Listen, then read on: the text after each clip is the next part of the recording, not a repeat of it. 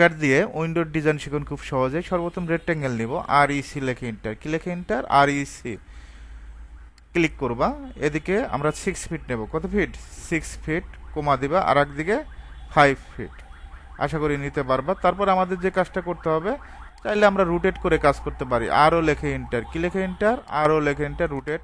এখন আমরা এটা অফসেট নিব 3 ইঞ্চি। ও লেখে এন্টার, 3 লেখে এন্টার। তারপর আবার অফসেট নিব 2 ইঞ্চি। কত ইঞ্চি? 2 ইঞ্চি। আশা করি অফসেট নিতে পারবা। আবার লাইন নিবা, এল লেখে এন্টার। এই পয়েন্ট থেকে এই পয়েন্ট, মিড পয়েন্ট থেকে লাইন নিবা। ওকে। আর যেহেতু 2 ইঞ্চি, এদিকে 1 ইঞ্চি, এদিকে 1 ইঞ্চি, 2 ইঞ্চি হয়ে যাবে।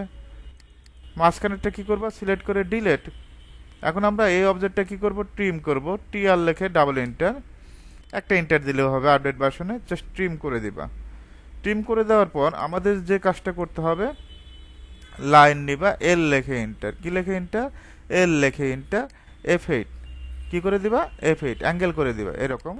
এখান থেকে একটা লাইন নিবা, আবার এই পয়েন্ট থেকে এই পয়েন্ট। জাস্ট আশা করি লাইন নিতে পারবা।